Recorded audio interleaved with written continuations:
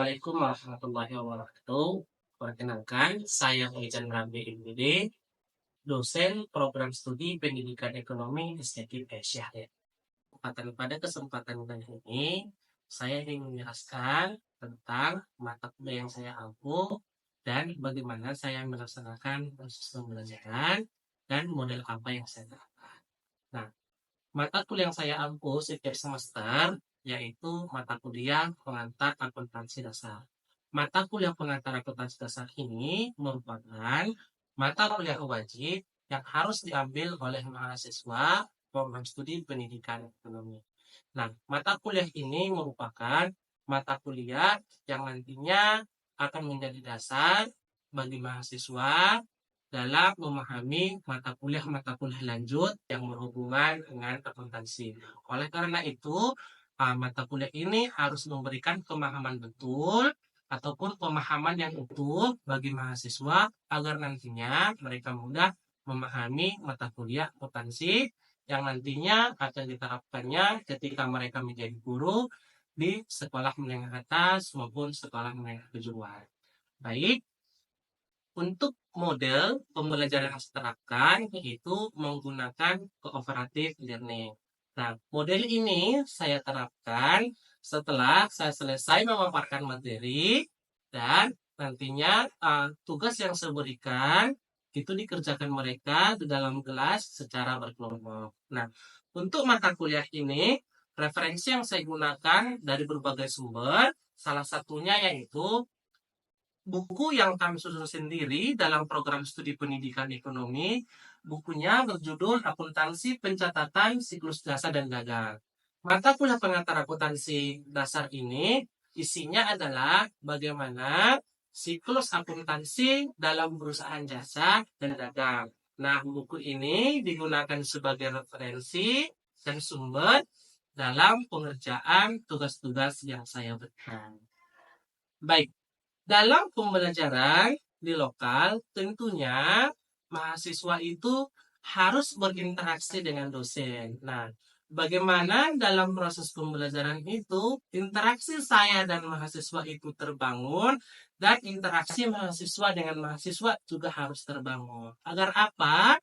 Agar pemahaman materi yang saya sampaikan itu dapat diserapnya dengan baik. Nah, selanjutnya, untuk penugasan, biasanya yang saya terapkan ketika selesai saya memberikan materi yang berhubungan dengan pengantar akuntansi dasar yang di dalamnya mulai dari pencatatan sampai penyusunan laporan keuangan di pertemuan 1 sampai 7 itu saya membahas tentang siklus akuntansi dasar. Di pertemuan 9 sampai 15 saya membahas tentang siklus perusahaan dagang. Di setiap akhir materi ataupun di sesi penutupan, saya selalu memberikan tugas kepada mahasiswa untuk mengevaluasi pemahaman mereka tentang materi yang saya ajarkan. Nah, tugas ini yang saya berikan ini harus saya sesuaikan dengan materi yang saya ajarkan. Agar apa? Agar mereka secara terbiasa berlatih untuk mengerjakan soal-soal yang berhubungan dengan akuntansi. Tugas ini nantinya di pertemuan selanjutnya saya akan mengumpulkannya agar saya koreksi. Nah, di dalam mata kuliah ini, keterampilan khususnya yaitu mampu merencanakan, mengimplementasikan, dan mengevaluasi pembelajaran ekonomi secara inovatif dan mengaplikasikan konsep pedagogi ekonomi dan keilmuan ekonomi serta memanfaatkan berbagai sumber dan ilmu pengetahuan dan teknologi. Nah, bagaimana nantinya pemahaman mereka ini utuh agar mereka dapat mengajarkan materi akuntansi di tingkat sekolah menengah atas. Oke, nah mata kuliah ini, mata kuliah pengantar akuntansi dasar ini dengan kode mata kuliah MPE 2101 dengan bobot 3 SKS. Nah, adapun capaian pembelajaran di dalam mata kuliah ini, sikapnya ada 10, terus keterampilan umumnya ada 5, dan keterampilan khususnya ada 3, dan pengetahuan tentang pengetahuannya yaitu di sini ada 6.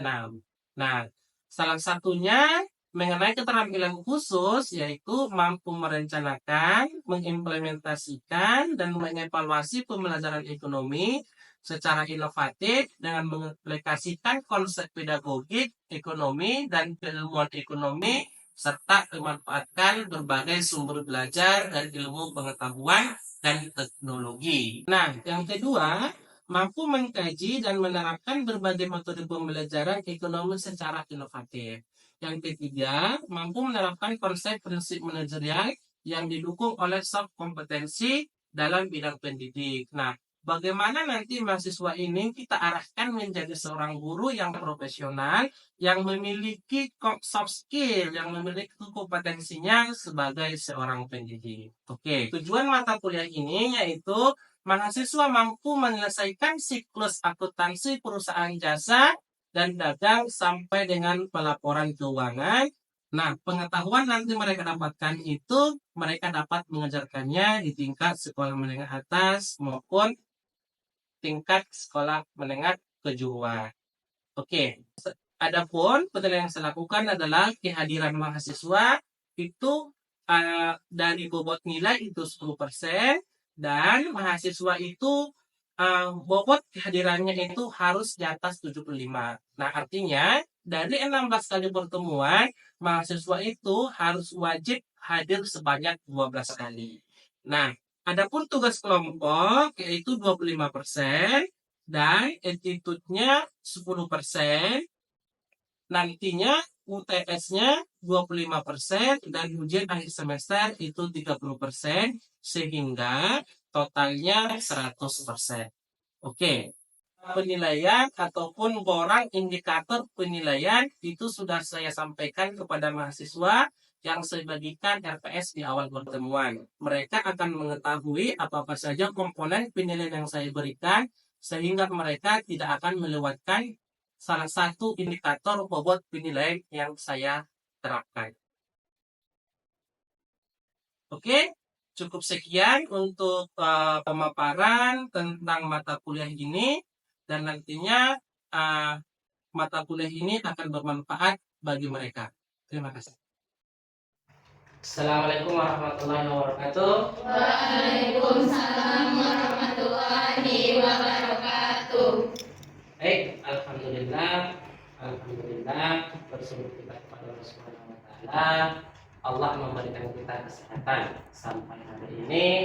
Pada pertemuan keempat, Allah masih memberikan kita kesehatan, nikmat iman, sehingga kita dapat berkumpul dalam rangka melaksanakan perkuliahan.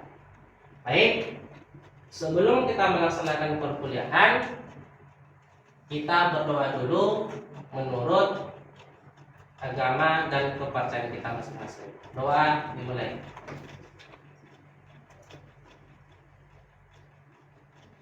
Doa selesai. Baik, untuk materi pertemuan keempat, kita membahas tentang jurnal umum. Ya, kita membahas jurnal umum. Nah, mata kuliah pengantar akuntansi dasar ini merupakan mata kuliah wajib yang harus diambil oleh mahasiswa. Karena apa? Karena dasar kalian mengetahui mata kuliah yang lain nantinya itu akan dapat kalau betul-betul mengetahui konsep dasar dari persamaan akuntansi dan atau mata kuliah pengantar akuntansi dasar. Oke. Baik, nah nanti setelah belajar ini Bapak harapkan bagaimana Ananda semuanya memiliki motivasi yang baik dalam melaksanakan perkuliahan. Nantinya ilmu yang didapatkan di sini bisa Ananda ajarkan di sekolah tingkat menengah atas maupun sekolah menengah kejuruan. Nanti materi ini adalah ini yang berlaku umum yang Ananda ajarkan di sekolah selama PPL ataupun nantinya ketika kalian menjadi seorang guru. Oke, Bapak harapkan memiliki motivasi yang baik untuk mempelajari pengantar akuntansi dasar ini dengan baik. Ini berguna untuk kalian nantinya. Semua nanti mata kuliah yang berhubungan dengan akuntansi akan mengacu pemahamannya terhadap pengantar akuntansi dasar. Oke, untuk pertemuan keempat ini materi kita yaitu jurnal umum. Oke? Oke, baik. Sebelumnya Bapak sudah mengajarkan tentang bagaimana karakteristik perusahaan jasa, apa-apa saja bentuk perusahaan jasa, terus bagaimana menyusun persamaan dasar akuntansi perusahaan jasa, dan sekarang kita masuk ke jurnal umum. Ananda semua sudah mempelajari ini di tingkat sekolah menengah atas, mungkin kelas 2 ataupun kelas 3 sewaktu SMA, ya. Oke. Kita lihat jurnal umum. Jurnal umum adalah catatan akuntansi permanen yang pertama yang digunakan untuk mencatat transaksi keuangan perusahaan secara kronologis dengan menyebutkan akun yang didebet maupun yang dikredit. Nah, jurnal umum itu nantinya dicatat berdasarkan akun-akun di akuntansi, baik harta, hutang, modal, pendapatan, dan juga beban-beban. Nah, untuk jurnal umum, paham pengertiannya? Paham konsepnya? Paham ya? Oke. Nah, apa sih fungsinya? Nah, kita lihat. Fungsinya itu ada 5. Fungsi historisnya, fungsi mencatat, fungsi analisis, fungsi instruktif, dan fungsi informatif. Nah, fungsi historis itu kegiatan mencatat semua transaksi secara kronologis atau berurutan sesuai dengan tanggal terjadinya. Nah, dalam pencatatan nanti di jurnal umum, transaksi yang mana lebih dahulu terjadi itu yang dicatat. Tanggal 1, baru tanggal 2, baru tanggal 3, dan juga selanjutnya di dalam 1 bulan. Nah, seperti itu. Nah, fungsi mencatat. Nah, fungsi mencatat adalah merupakan pencatatan yang lengkap, terperinci. Artinya, semua transaksi dengan sumbernya harus dicatat tanpa ada ketinggalan. Nah, fungsinya itu tadi adanya di situ nomor bukti transaksi, dari mana bersumber, ataukah nanti bersumber dari piutang ataupun bersumber dari pendapatan-pendapatan yang dicatat dalam jurnal. Yang selanjutnya fungsi analisis. Nah, itu di sini konsep Ananda di fungsi analisis. Mana akun yang bersaldo normal di debit, mana akun saldo normal di kredit. Itu harus ditanamkan konsepnya terlebih dahulu seperti yang Bapak sudah ajarkan sebelumnya. Yang selanjutnya fungsi instruktif merupakan perintah memposting dalam buku besar baik yang di debit maupun yang di kredit sesuai dengan hasil analisis dalam jurnal. Sebelum kita nanti ke buku besar, Ananda harus mengetahui dulu di jurnal umum. Nah, selanjutnya fungsi informatif, yaitu memberikan kegiatan perusahaan secara jelas. Apakah itu nantinya pembayaran beban, apakah pembayaran hutang, informasinya itu harus jelas. Oke, paham ya? Paham. Oke, nah, lihat di slide. Aturan pembukuan dalam akuntansi. Nah, ini nantinya bukan cuma di jasa, di dagang juga akan seperti ini. Nanti setelah UTS kita masuk di perusahaan dagang. Ini akun di jasa dulu. Nah, kelompok akun itu terbagi atas 6 ya. 6. Ada kelompok harta, ada kelompok hutang, ada kelompok modal, pendapatan, beban, dan juga prepaid. Oke, Ananda harus memahami ini. Kalau tidak paham ini, mana yang di debit, mana yang di kredit, susah untuk menganalisis transaksi. Konsepnya ini harus dipahami betul-betul. Kalau tidak paham ini, akan susah memahami transaksi yang terjadi sehingga menimbulkan kesalahan pencatatan. Oke. Selanjutnya yaitu alur pembuatan jurnalnya. Alur pembuatan jurnal. Nah, di kemarin di persamaan dasar akuntansi kan sudah Bapak ajarkan bagaimana membuatnya. Ada kopnya, contohnya jurnal umum, terus nama perusahaannya dan bulan pembuatannya bulan berapa? Apakah Januari, apakah Februari? Nah, yang selanjutnya yaitu memberi nomor halaman jurnal di sebelah kanan atas, nanti di sebelah kanan. Terus yang ketiga, lajur tanggalnya ditulis tanggal, bulan secara tertib. Jangan dia jangan selang-seling. Contohnya tanggal 1, tanggal 3, tanggal 2, jangan seperti itu. 1, 2, 3, 4, 5 sesuai dengan tanggal kejadian transaksi. Agar apa? Agar nanti mudah menganalisisnya. Oke, yang selanjutnya lajur nomor bukti ditulis nomor urut bukti transaksi. Nomor urut bukti transaksi itu baik dari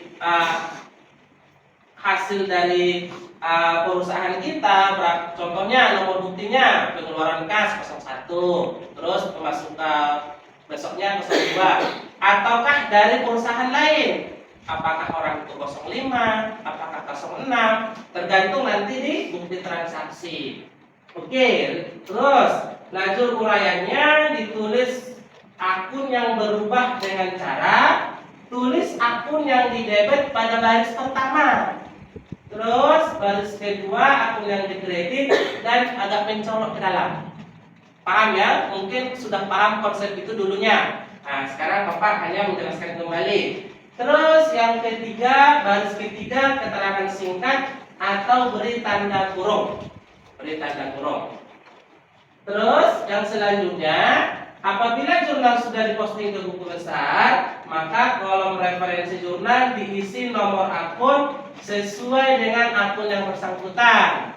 Secara umum, nomor akun itu 1 itu kelompok harta, 2 kelompok utang, 3 kelompok modal, 4 kelompok pendapatan, 5 kelompok beban. Itu yang normalnya, yang sesuai dengan kriteria dalam pencatatan di akuntansi. Terus lajur D itu debit, ditulis dengan nilai rupiah pada baris pertama dan kredit di kedua. Ya, kolom pertamanya debit, kolom keduanya kredit. Jangan berbalik. Debit dulu baru kredit. Terus yang selanjutnya, bila halaman jurnal habis, sudah habis jurnal, dijumlahkan dan diberi keterangan dan dipindahkan ke bawah dengan kolom yang sama. Totalnya dicatat berapa debit, berapa kredit, sama, satu baris. Jangan dilangkah. Terus, oke, di alur pembuatan ini paham ya? Paham. Oke, kita masuk ke contoh. Oke, nah, contohnya, Ibu Sheila mendirikan usaha laundry dengan nama Kinclong Laundry. Nah, mengapa Kinclong Laundry itu masuk dalam perusahaan jasa? Kenapa?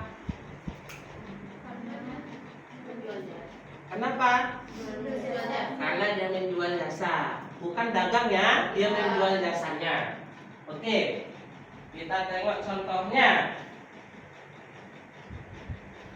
Ini pada bulan Januari pada tahun 2018.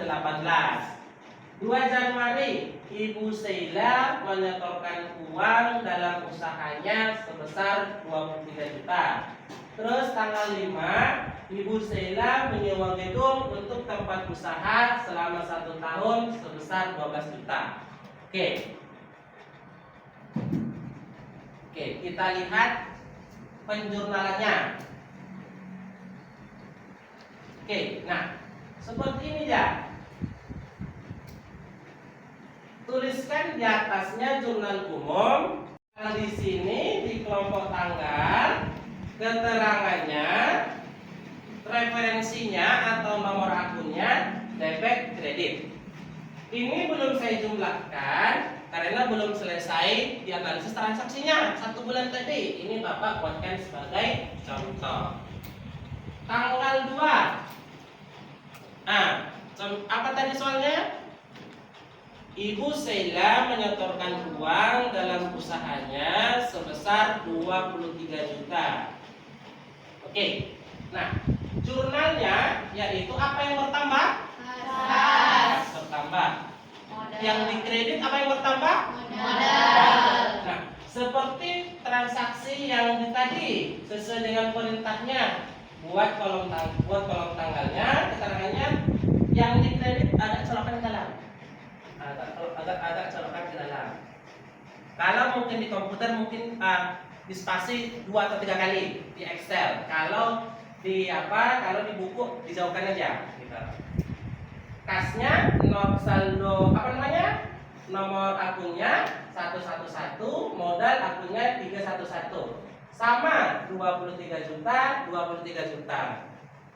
Terus yang tanggal kedua, yang tanggal kelima, 5 Januari 2018, Ibu Sheila menyewa gedung untuk tempat usaha selama 1 tahun sebesar 12 juta. Nah, dia usaha di bulan Januari. Dia bayarkan sewa untuk 1 tahun ke depan.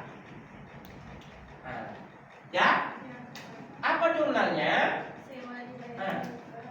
Sewa dibayar di muka pada kas. Sewa dibayar di muka itu merupakan kelompok harta.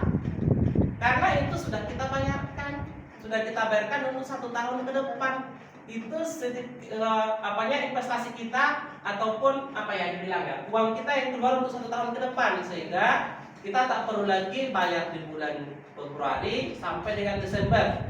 Kita bayarkan di Januari untuk 1 tahun, 12 bulan. Berarti kalau dihitung itu 1 juta per bulan, makanya dia 12 juta. Sewa dibayar di mukanya di debit, kasnya di kredit, sama-sama 12 juta. Oke. Paham di situ ya? Contoh soal ini. Sekarang bentuk kelompok, 2 kelompok. 1, 2, 3, 4, 5, 6, 7. Kelompok 2 yang 6 orang, kelompok 1.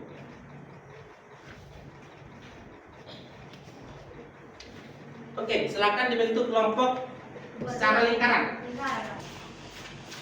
Oke, ini Bapak bagi menjadi 2 kelompok. Kelompok 2 sama kelompok 1. Nah, nanti Bapak akan cross check kebenarannya menurut kelompok 1 apa jurnalnya, menurut kelompok 2 apa jurnalnya. Nanti kalau salah kita koreksi secara bersama-sama. Oke? Ini soal untuk kelompok 2. Ini soal untuk kelompok 1.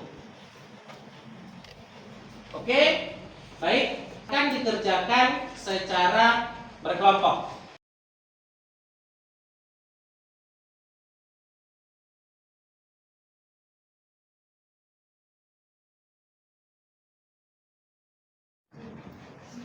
Oke, waktunya habis ya untuk diskusi ya. Ya, Pak. Sudah selesai semua kan? Sudah, Pak. Oke, sudah. Kita cocokkan yang dibuat kelompok 1 sama kelompok 2. Sesuai enggak sama hasil analisisnya? Oke, nih. Yang soal pertama, tadi tanggal 2 sama tanggal 5 sudah ya?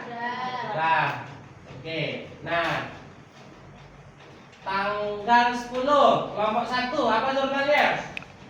Peralatan di debit 7.300.000. Terus kas berkurang di kredit 6 juta. Usaha bertambah di kredit 1.300.000. Oke. Peralatannya bertambah di debit 7.300.000, kasnya berkurang di kredit 6 juta, utang usahanya bertambah di kredit 1.300.000. Kelompok 2 kemana? Sama? Sama. Oke. Yang terakhir kelompok 2 dibayar gaji pegawai sebesar 600.000. Transaksinya pada tanggal 30. Apa jumlahnya? Beban upahnya 600.000, kasnya berkurang 600.000. Oke, beban upahnya 600.000 bertambah di debit, terus kasnya kurang di kredit.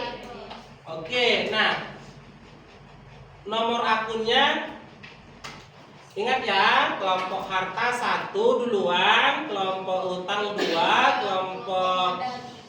kelompok apa modal 3, kelompok pendapatannya 4, beban 5.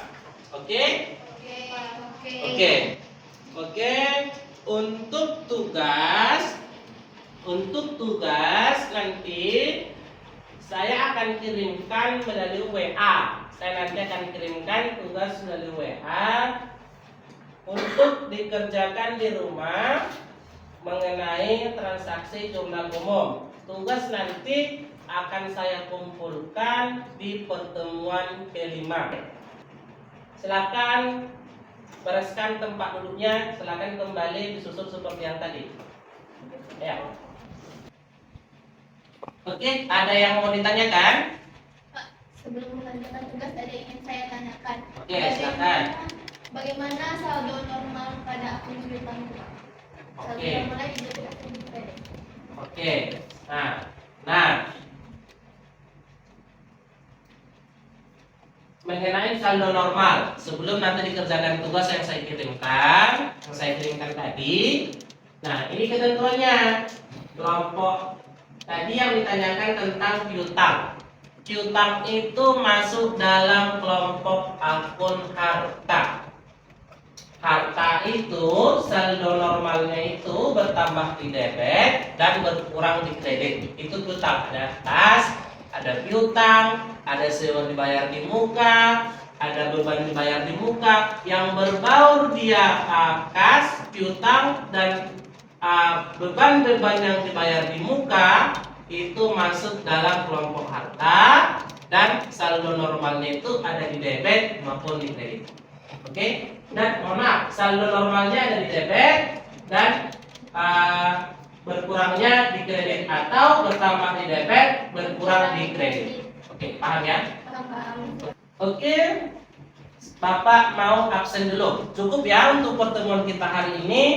Bapak mau presensi dulu. Presensi untuk pertemuan hari ini. Oke. Tania Rahma Sabena. Cukup sekian untuk hari ini. Silakan dikerjakan tugas yang saya kirim melalui WA. Dikumpulkan minggu depan, dan minggu depan kita masuk materi selanjutnya mengenai buku besar. Buku besar untuk perusahaan jasa.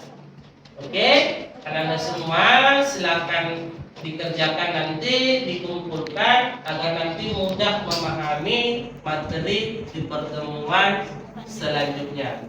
Sekian untuk pertemuan kita hari ini. Kita akhiri dengan membaca doa kafaratul majelis.